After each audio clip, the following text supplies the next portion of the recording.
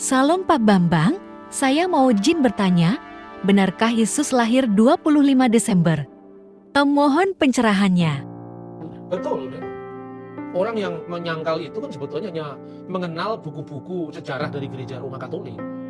Natal itu pertama kali ditetapkan bukan di Roma, tapi di Alexandria.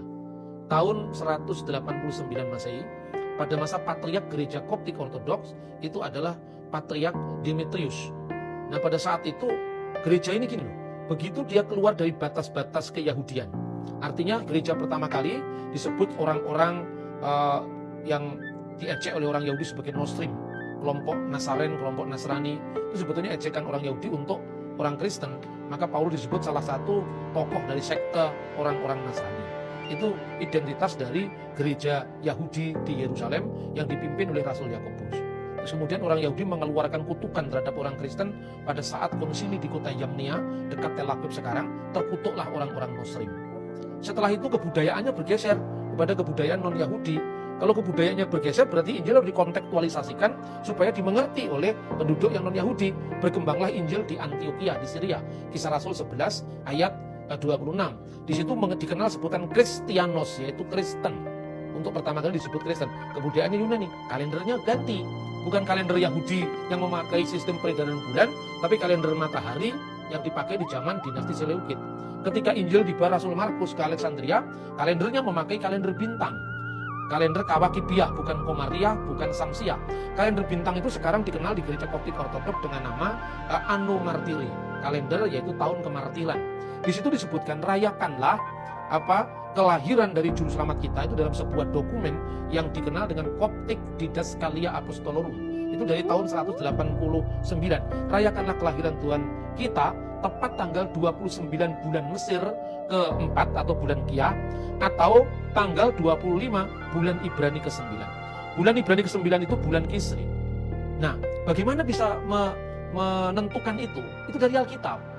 Di Alkitab dikatakan bahwa Zakaria itu membakar ukupan, dia mendapatkan beliau membakar ukupan. Saat itu dia membakar ukupan itu dia mendapatkan tanda bisu. Waktu itu Zakaria di rombongan Abia. Rombongan Abia itu menurut 1 Tawarik pasal 24 ayat 7-19 adalah rombongan ke-8. Berarti Zakaria itu dari mewakili golongan Abia itu membakar ukupan pada perayaan yang namanya sebetulnya perayaan Yom Kippur. Itu kira-kira bulan September. Kenapa bulan Yom Kippur? Karena semua puak Israel kumpul di Yerusalem, di Bait Allah. Itu menunjukkan itu perayaan Yom Kippur. Yang kemudian Lukas pasal 1:26, 6 bulan setelah malaikat menemui Zakaria di perayaan Yom Kippur itu, dia bertemu dengan Maria di Nazaret. 6 bulan setelah bulan Tisri, karena Yom Kippur itu dirayakan setiap bulan Tisri. 6 bulan setelah bulan Tisri itu bulan Nisan. Bulan Nisan itu kira-kira Maret. Makanya sebelum bapak-bapak gereja abad keempat yang dituduh katanya Natal itu perayaan Dewa Matahari dan itu Tuhan yang sama sekali buta sejarah. Sebetulnya itu sudah ada tulisannya Irenaeus, tulisannya Hippolytus, itu bapak-bapak gereja dari generasi ketiga. Itu mengatakan bahwa perayaan Bunda Maria menerima kabar gembira dari malaikat itu tanggal 15 bulan Nisan atau tanggal 25 Maret. 9 bulan setelah Maria mengandung, pemberitaan malaikat tanggal 25 Maret, itu jatuhnya 25 Desember itu. Itu tidak sulit dihitung karena kita tidak ngerti sejarah. Tahunya gereja cuma gereja barat, Roma Katolik, Protestan, hanya itu saja. Kita tidak mengenal gereja-gereja timur yang dari abad pertama, kedua, ketiga terus berjalan sejarahnya. Dan yang kedua, ada tulisannya Yosepus, ahli sejarah abad pertama, dan tulisan dokumen Yahudi yang dikenal dengan Megillot Ta'anit. Dalam Skolia atau pengantar Megillot Ta'anit itu, kenapa orang Yahudi mesti berpuasa tanggal 9 Ab, Tis'a B'Av? Karena waktu itu Bait Allah dihancurkan katanya. Katanya dokumen Yahudi. Dokumen ini dari tahun 160 Masehi. Nah, kenapa kok Bait Allah dihancurkan? Karena Tuhan marah dengan umat Israel. Dan waktu Bait Allah dihancurkan tanggal 9 bulan Ab itu kira-kira Agustus. Yang membakar ukupan adalah rombongan pertama, yaitu rombongan Yoyarib. Ini catatan Yahudi. Yosepus mencatat Bait Allah itu mulai dihancurkan, dibakar itu Bait Allah itu mulai tanggal 9 bulan Laus, yang tidak lain sama dengan tanggal 9 bulan Ab, bertepatan dengan tanggal 5 Agustus tahun 70 Masehi. Tinggal ngitung mundur ke belakang 73-74 tahun, ketemu Zakaria membakar ukupan di bulan apa, minggu keberapa?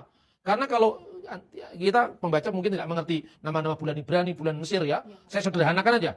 Itu bulan Masehi misalnya. 9 bulan Ab itu sama dengan 5 Agustus, tahun 70. Yang membakar ukupan rombongan pertama. Itu mundur. Berarti bulan Juli minggu keempat, rombongan yang membakar ukupan itu rombongan ke-24.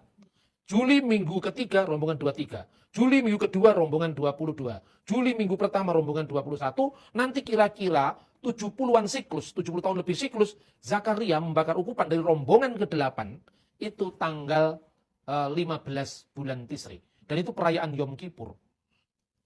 6 bulan setelah Tisri, sekali lagi, itu Nisan. Sama dengan Maret. Perayaan kabar baik, malaikat bertemu Maria, 9 bulan setelah Maret, Desember. Selesai. Itu dokumennya jelas kok. Ya karena kita tidak mengacu pada sumber sejarah primer. Seperti Kekurangan itu. kita di Kekurangan Indonesia. kita di situ. Betul.